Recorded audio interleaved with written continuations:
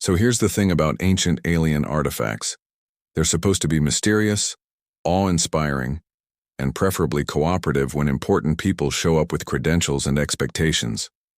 The relic sitting in the center of the research vessel Cosmic Importance had apparently missed that memo. For 3 months, this thing had been the galaxy's most expensive paperweight. It just sat there, a smooth obsidian obelisk about 8 feet tall, covered in geometric patterns that probably meant something profound to someone, somewhere, who was conveniently dead for the last 50,000 years. Every admiral, chancellor, high priest, and self-important academic in the Galactic Council had taken their shot at making it do literally anything. The results were consistently disappointing. Sergeant Mike Torres had watched the whole circus from the maintenance catwalks above the observation chamber. His job was simple: keep the ship running, fix things that broke, and avoid getting involved in whatever cosmic nonsense the brass was obsessed with this week. He'd been doing great on all 3 counts until this morning. "Torres, get down here." That was Lieutenant Chen's voice crackling through his comm unit. Torres looked down from where he'd been rewiring a cooling junction. The observation chamber below was packed with the usual crowd of decorated officials, standing around looking constipated with importance. "Kind of busy, Lieutenant. The environmental system in Section 7 is making sounds that violate 3 laws of physics. The coffee machine is broken." Torres closed his eyes. "I'll be right down." See, this was his actual job on the Cosmic Importance. Sure, his official title was Environmental Systems Technician, but his real purpose in life had become keeping the coffee flowing for stressed-out officers who couldn't understand why an ancient superweapon would unacknowledge their college degrees. He'd fixed that machine 17 times in 3 months. He was pretty sure someone was breaking it on purpose at this point. The observation chamber was somehow even more ridiculous up close than from above. Someone had set up velvet ropes around the relic like it was a museum exhibit. There were probably 24 species represented in the room, everything from the crystalline Jex to the gaseous Vorporians floating in their containment suits. Everyone was muttering in their various languages, which the translation implants in Torres's head helpfully rendered as a overlapping chorus of intellectual-sounding anxiety. Admiral Vexthorn, a Kralix with 4 arms and enough metals to build a small spacecraft, was addressing the crowd. "Perhaps if we approach from the northeast axis during the stellar alignment." "We tried that last week," someone shouted back. "Same result, nothing." Torres squeezed past a group of Quellan scientists having what looked like a heated debate, conducted entirely through color-changing head crests. He made it to the coffee machine in the adjacent break room. The problem was immediately obvious. Someone had tried to brew Vorporian nutrient sludge in a machine designed for liquids. The internal components looked like a crime scene. Through the doorway he could see the relic doing what it did best. Absolutely nothing. It sat there, completely inert, probably judging everyone. Torres couldn't help but smirk. There was something deeply satisfying about watching the galaxy's elite get humbled by a fancy rock. His comm beeped again. "Torres, when you're done with the coffee situation, I need you to check the panel array near the relic, Section C14. Something's been flickering." Torres sighed, elbow deep in coffee machine guts. "Roger that. Give me 20 minutes to make this thing stop looking like a horror movie." 20 minutes turned into 40 because the Vorporian sludge had apparently achieved sentience and was actively resisting removal. But eventually Torres had the machine purring like new. He grabbed his toolkit and headed back into the observation chamber. The crowd had thinned slightly, but Admiral Vexthorn was still there, now consulting with a tall human in an expensive suit. Dr. Gerald Mortensen, xenoarchaeologist and the most condescending person Torres had ever met. Mortensen had made his opinion clear during their one previous interaction. Humans were newcomers to the galactic stage, barely more advanced than stone tools in cosmic terms, and had no business touching anything actually important. Torres found panel C14 behind a decorative pillar, conveniently out of everyone's way. Perfect. He popped it open and immediately saw the problem. Some genius had crossed 2 power feeds during installation.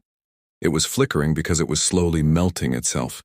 He got to work rerouting the connections. From his position, he had a perfect view of the relic and the increasingly desperate attempts to activate it. This was better than cable television. Admiral Vexthorn approached the relic for what Torres assumed was the 40th time this month. The Admiral was a decorated war hero, commander of the Third Fleet and possessor of enough tactical genius to fill a small library. None of this impressed the relic even slightly. By the authority vested in me by the Galactic Council, Vexthorn announced, his forearms spread in what was probably a meaningful gesture in Kralik's culture. I command this ancient repository to acknowledge our presence and grant us access to its knowledge. The relic's response was deafening in its silence, not even a courtesy flicker. Vexthorn's eye stalks drooped slightly. Behind him, his honor guard of 6 Kralik's warriors stood at attention, their ceremonial weapons gleaming. They'd been standing there for 2 hours. Torres almost felt bad for them. Almost. Perhaps, offered Commander Quilnix, a Mentari whose telepathic abilities were legendary, a more spiritual approach is required. Quilnix was basically a floating jellyfish in a mobility harness, which somehow made her look even more dignified than the Admiral. What followed was 6 hours of meditation. Torres finished his panel repair, went to lunch, fixed 2 more minor issues in other sections, and came back. Quilnix was still there, hovering in front of the relic, her bioluminescent patterns pulsing in complex sequences that probably meant something profound. The relic remained aggressively indifferent. When Quilnix finally gave up, her telepathic voice echoed in everyone's heads with obvious frustration. I sense no consciousness within. Either it is too alien for my abilities, or it is simply inert. It's not inert, Dr. Mortensen interjected, stepping forward with a data pad covered in scrolling alien text. My analysis of the energy signatures indicates a dormant but functional system. We simply haven't determined the correct activation sequence. He shot a glance at Torres, who was now pretending to inspect a nearby air vent. Perhaps if everyone without advanced degrees cleared the room, we could focus properly. Torres rolled his eyes and moved to a different maintenance task. He'd been working on the cosmic importance for 2 years and had learned that the best survival strategy was to be forgettable. Let the important people have their important moments while he kept the ship from falling apart. Over the next hour, Mortensen tried everything. He recited phrases in 17 dead languages. He placed various crystal arrays around the relic's base. He even brought out what he claimed was a resonance tuning fork, calibrated to ancient frequencies. Torres was pretty sure it was just a fancy dinner bell, but nobody asked his opinion. The relic did not ring, resonate, or respond. A Quellan high priest named Zelrak was next. He brought an entire ceremonial procession, complete with harmonic chanting and the burning of sacred herbs that made everyone's eyes water. The translation implants rendered the chants as something about awakening the sleeper and bridging the void between stars. It was actually kind of pretty, in a way that made Torres's sinuses hate him. Nothing. The relic apparently wasn't religious. This is absurd, Admiral Vexthorn finally declared. We have brought our finest minds, our most decorated leaders, our spiritual guides. What more could this artifact possibly require? Dr. Mortensen was typing furiously on his datapad. The civilization that created this was clearly highly advanced. Perhaps it requires a specific genetic signature or a particular brainwave pattern, or maybe it's just broken, Torres muttered, not quite under his breath. The room went silent. Every head, stalk, and sensory organ turned toward him. Mortensen's expression could have frozen helium. Sergeant, I don't recall asking for input from the maintenance staff. Just saying, Doc. Sometimes the simplest explanation is the right one. Maybe whoever built this thing died before they could leave an instruction manual. The energy readings clearly indicate, yeah, I saw your readings. They also said the coffee machine had sentient aspirations, and I fixed that by cleaning out the gunk. Sometimes sophisticated equipment breaks in unsophisticated ways. Admiral Vexthorn's eye stalk swiveled between them. While I appreciate all perspectives, Sergeant, perhaps we should leave the analysis to the experts. Torres shrugged and went back to his work. Fine. Let them have their expert opinions. He had a stuck ventilation fan in Section 8 that was actually solvable, but as he gathered his tools, he couldn't shake the feeling that everyone was overthinking this. The relic wasn't responding to authority or ceremony or spiritual wavelengths or any of the complicated approaches they kept trying. What if it was waiting for something simpler? Something practical? Nah, that would make too much sense. And the galaxy ran on making things as complicated as possible. He headed for the exit, leaving the VIPs to their very important failures. Torres was 3 sections away when his comm unit exploded with Lieutenant Chen's voice. Torres, get back to the observation chamber now. Emergency. What kind of emergency? Hull breach? Reactor leak? Someone tried to make tea in the coffee machine again? Just get here. When Torres arrived, the scene was chaos. Smoke was drifting from somewhere near the relic, and half the lights in the chamber were flickering. Admiral Vexthorn was shouting orders in Kralix while Dr. Mortensen gestured dramatically at a wall panel that was sparking like a miniature fireworks display. What happened? Torres asked, already moving toward the electrical problem. Dr. Mortensen's resonance experiment may have been slightly more powerful than anticipated, Lieutenant Chen explained, which was officer speak for, someone screwed up big time. I had the calculations perfectly calibrated, Mortensen protested. The energy feedback was completely unexpected. Torres examined the damaged panel. You overloaded the circuit by about 300%. This thing's fried. I'll need to reroute power from the backup junction behind the relic. Behind it? Mortensen frowned. There's no access panel behind. There is if you're the person who actually maintains this ship. Torres grabbed his toolkit and approached the relic, looking for the maintenance access he knew was somewhere on the backside. The VIPs parted like he was contagious. The panel was right where he remembered, but someone had installed a decorative covering over it. Of course they had. Can't have ugly maintenance access ruining the mystical ambiance. Torres wedged his fingers under the covering and pulled. It was stuck. Need some leverage here, he muttered, pressing his left hand against the relic's smooth surface while yanking on the covering with his right. The relic lit up like someone had plugged in the sun. Torres yelped and jerked backward, but the light followed his hand. Geometric patterns cascaded across the obelisk's surface, glowing with a blue-white intensity that made everyone shield their eyes. A low hum filled the chamber, rising in pitch until it was almost musical. What did you do? Mortensen shouted. I didn't do anything, I just touched it. Nobody just touches a 50,000-year-old artifact. I was trying to fix your electrical fire. The relic's glow intensified, and suddenly Torres's vision exploded with information. Holographic displays appeared in the air around him, visible only to him based on everyone else's confused expressions. There were star maps, technical readouts in languages he shouldn't be able to read but somehow could, and what looked like a user interface designed by someone with a very practical sense of design. Torres said intelligently. Is anyone else seeing this? Seeing what? Admiral Vexthorn demanded. Sergeant, report. There's like a holographic menu floating in front of me. It's got options. Lots of options. Defense grid, historical archives, power management, diagnostics. He squinted at one section. Looks like there's a getting started tutorial. The room erupted in overlapping voices, everyone shouting questions and commands simultaneously. Torres tuned them out and focused on the displays. The interface was surprisingly intuitive. Icons represented different functions, and when he concentrated on one, additional information appeared. It was like the universe's most advanced touchscreen, except he was controlling it with his thoughts. This is impossible, Mortensen said, pushing forward. A human sergeant cannot be the key to an ancient alien superweapon. I have 3 doctorate degrees in xenoarchaeology. Maybe that's your problem, Torres muttered, still navigating the menus. This thing doesn't seem to care about degrees. He found something labeled System Overview and selected it mentally. A 3-dimensional map of the galaxy appeared, with thousands of points of light scattered across multiple spiral arms. Text scrolled beside it in that shouldn't be readable but was language. Torres read it aloud without thinking.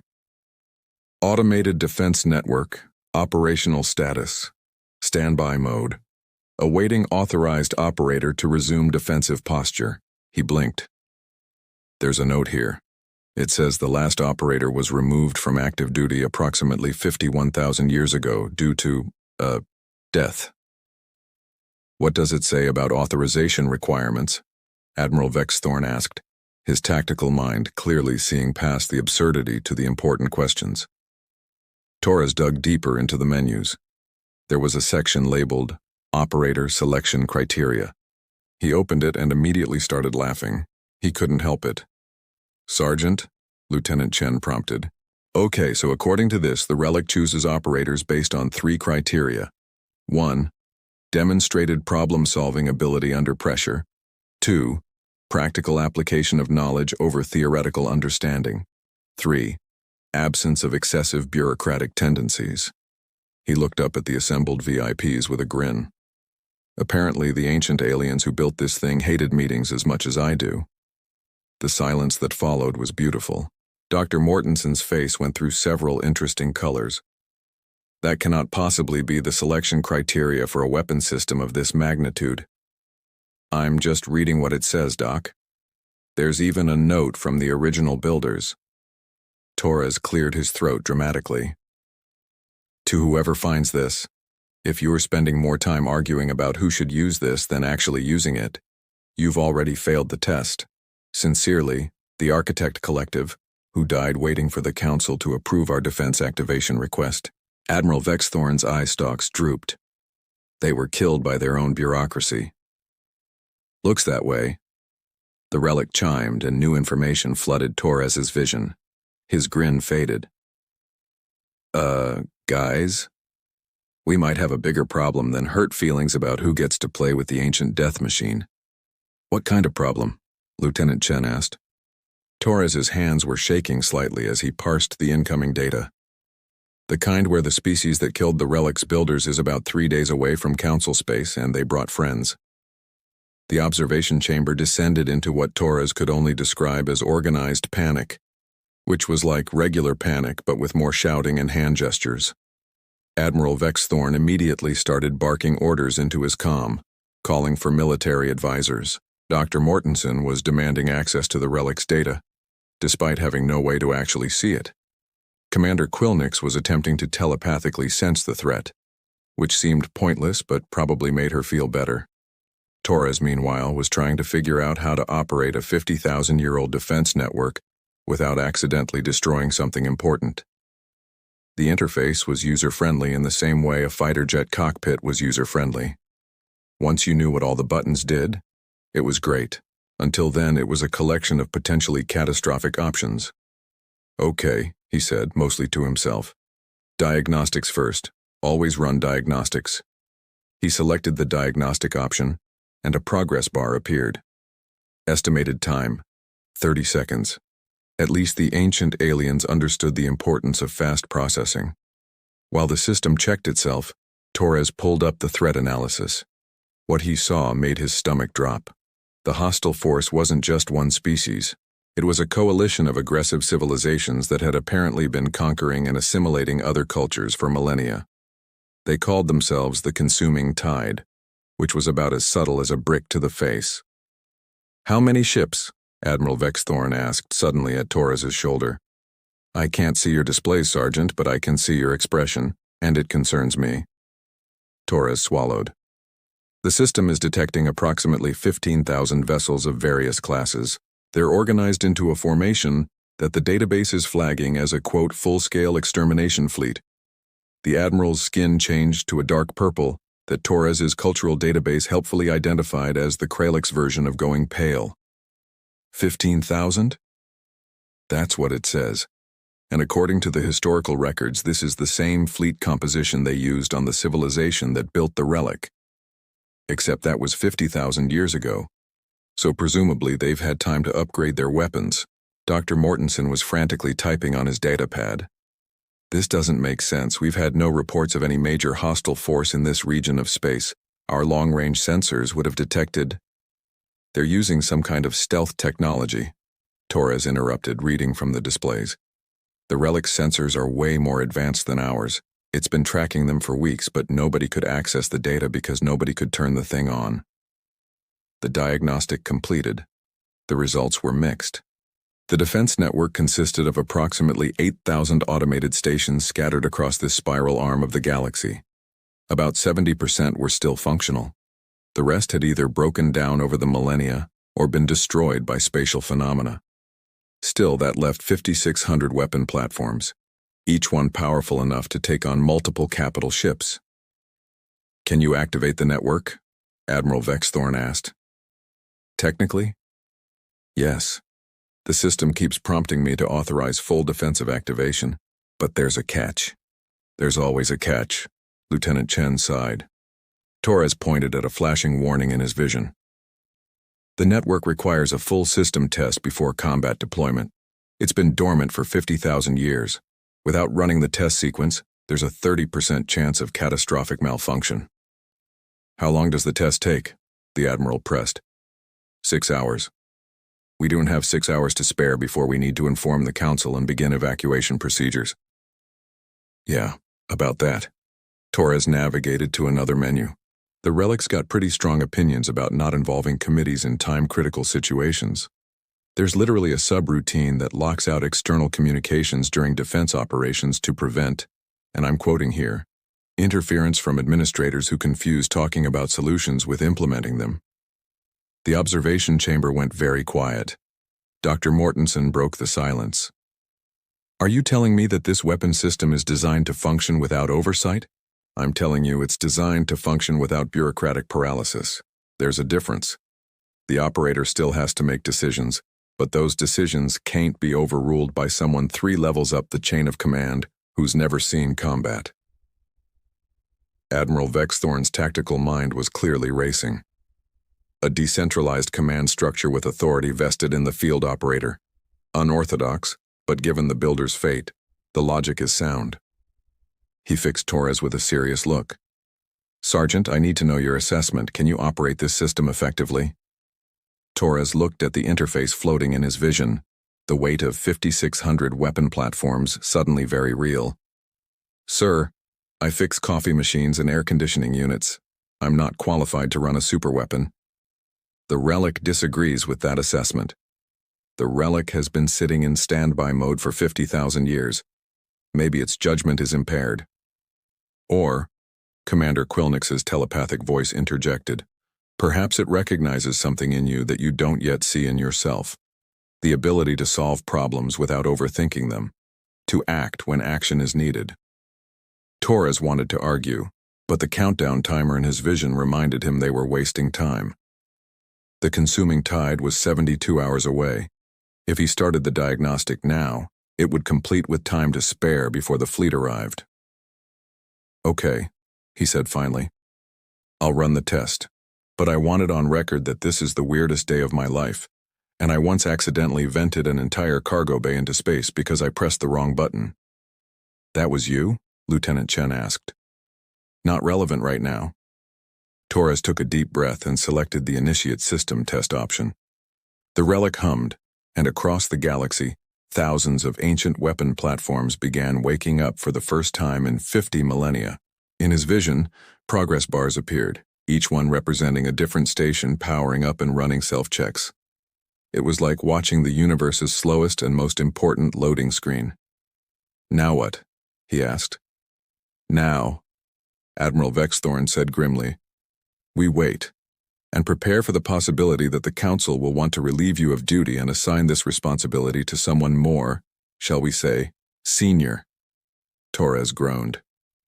"They're going to make this complicated, aren't they?" "Sergeant," the Admiral replied, "complicated is what bureaucracies do best." Turns out Admiral Vexthorn was an optimist. The situation didn't get complicated. It got apocalyptically bureaucratic. Within 2 hours of the news reaching the Galactic Council, the cosmic importance was swarming with officials, each one more decorated and self-important than the last. They'd converted the observation chamber into an impromptu command center, which mostly meant a lot of people standing around having loud opinions. Torres sat in the corner, monitoring the diagnostic progress while trying to ignore the chaos. The system test was 40% complete. Everything was looking good so far.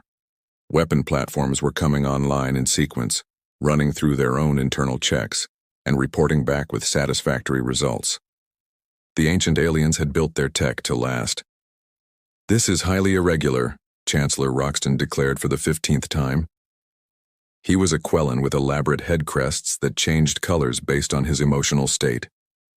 Currently, they were flashing angry reds and oranges. A military asset of this magnitude cannot be operated by a single individual, especially one with no command experience. The Relic disagrees, Admiral Vexthorn pointed out calmly. The Relic is a machine. Machines follow programming. They don't make command decisions. Torres couldn't help himself. Actually, according to the historical files, the Relic's programming was designed by people who watched their entire civilization get wiped out, while the government debated proper authorization procedures. They specifically programmed it to avoid that scenario. Roxton's crests turned purple with indignation. Are you suggesting that proper oversight is what caused their extinction? I'm saying that's what they thought, and since they built this thing, their opinion kind of matters. Dr. Mortensen stepped forward, his datapad clutched like a shield. Chancellor, I've analyzed the energy signatures and system architecture. With proper study, we could potentially transfer control to a more qualified operator, someone with actual military training. How long would that take? Admiral Vexthorn asked. 3, perhaps 4 weeks of careful analysis. The hostile fleet arrives in 67 hours. Then we evacuate, another official suggested. Ambassador Klex was a Vorporian, his gaseous form swirling anxiously in his containment suit. We cannot risk activating an unknown weapon system without proper testing and oversight. Torres checked his display. The testing is happening right now, 45% complete, and it's not unknown.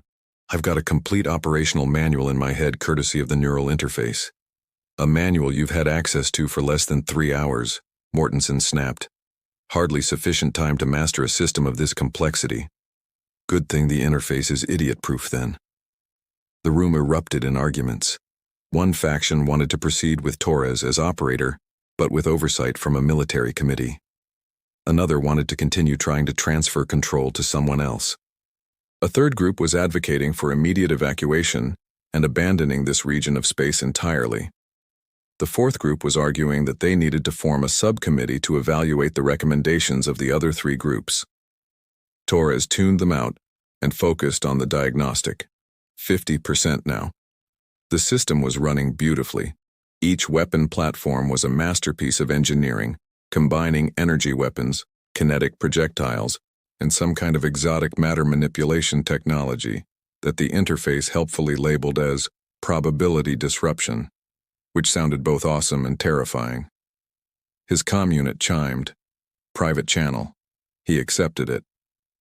Torres, it's Lieutenant Chen. I'm in engineering with Ramirez and Kowalski. We heard what's happening up there. Yeah, it's a disaster. How's the coffee machine? Functional. Listen, we've been talking. If you need help with anything at all, we've got your back. We know you can fix things. That's what we do down here. We solve problems while everyone else argues about them. Torres felt a lump in his throat. Ramirez and Kowalski were his maintenance crew buddies. They'd spent countless shifts together keeping the cosmic importance running, while the officers took the credit. Thanks, Chen. I might take you up on that. The diagnostic finishes in what, 3 hours? About that, yeah. And then what? Then I activate the defense grid and hope I don't accidentally blow up a moon or something. You've never accidentally blown up a moon before. You'll be fine. Torres laughed despite himself. There's a first time for everything. He closed the channel and looked up at the arguing officials. They'd moved on to debating the legal implications of activating a pre-council weapon system without proper authorization forms. Someone was actually suggesting they needed to get approval from the Artifact Ethics Committee, which apparently was a real thing. The diagnostic hit 60%. Torres pulled up the tactical display. The consuming tide was maintaining course and speed. In 65 hours, they'd reach the outer colonies. In 70, they'd be in range of major population centers. Every hour of delay meant millions more people in danger. Excuse me, Torres said loudly. Nobody heard him. Excuse me. Still nothing. He stood up and shouted, Hey, the murder fleet doesn't care about your committees. That got their attention. Sergeant Torres, Chancellor Roxton said icily, You will address this assembly with proper respect. With respect, Chancellor, we're running out of time for respect. The diagnostic finishes in 3 hours. That gives us 62 hours to get the defense grid in position and ready before the shooting starts. Every minute you spend arguing is a minute we're not preparing. The proper protocols must be followed, Mortensen insisted. The people who followed proper protocols are dead. The people who built this thing specifically designed it to work around protocols. Maybe we should listen to them. Admiral Vexthorn stepped forward. The sergeant makes a valid point. We can debate command structure after the threat is neutralized. Right now, we need to focus on survival. And what if the sergeant makes a mistake? Ambassador Klex asked. What if he activates the wrong system or targets friendly vessels? Torres brought up the targeting interface. The system has friend or foe identification built in. It's already mapped every registered ship in Council space. It won't fire on friendlies unless I specifically override the safeties, which would require about 15 confirmations and a voice authorization. Which you could provide, Mortensen pointed out. Which I could, but won't, because I'm not an idiot. Look, I get it, you don't trust me. I'm a sergeant who fixes air conditioners. But the Relic chose me, and right now I'm the only option that doesn't involve everyone dying while you draft a proposal for a committee to review your committee's committee.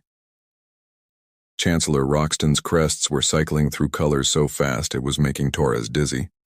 This is highly unprecedented.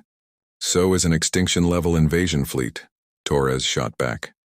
The room fell silent. In the distance, the Relic hummed steadily, its diagnostic churning through 50 millennia of dormant systems and bringing them back to life. The universe was about to remember why the ancient aliens had been left alone, and the only thing standing between survival and galactic conquest was one very annoyed maintenance sergeant who just wanted this shift to end.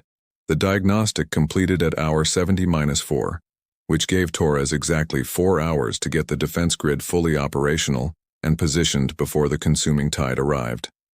The committee was still debating. Torres stopped caring.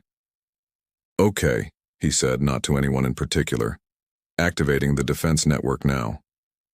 Sergeant, we haven't reached a consensus, Chancellor Roxton protested. Chancellor, with all due respect, the murder fleet doesn't care about your consensus. Torres selected the activation sequence, initiating full defensive deployment. Across the galaxy, 5,600 weapon platforms came fully online. In his vision, Torres could see all of them, thousands of points of light spreading across multiple star systems. The interface was intuitive enough that he could manage the tactical overview, while the system's AI handled the individual targeting and firing solutions. It was like playing the universe's most important video game. All stations report ready status, he announced. Positioning autonomous defense pattern Alpha 7, setting engagement range to maximum, authorizing automated threat response within predefined parameters. Admiral Vexthorn leaned over his shoulder, watching Torres work. You've done this before. No, sir. But the interface is basically a really complicated maintenance terminal. I've used those my whole life. This is just fixing problems on a galactic scale. The consuming tide entered sensor range. 15,000 ships in formation, broadcasting demands for surrender in 200 languages. Torres didn't need the translation. The intent was clear enough. Here they come, he muttered. His hands were steady despite his racing heart. The interface showed him everything. Shield status, weapon charge levels, projected firing solutions. The ancient defense grid had analyzed the enemy fleet composition and identified weaknesses in their formation. All Torres had to do was authorize engagement. Weapons free, he said, engaging hostile fleet. What happened next would be analyzed by military historians for decades. The ancient weapon platforms opened fire with devastating precision.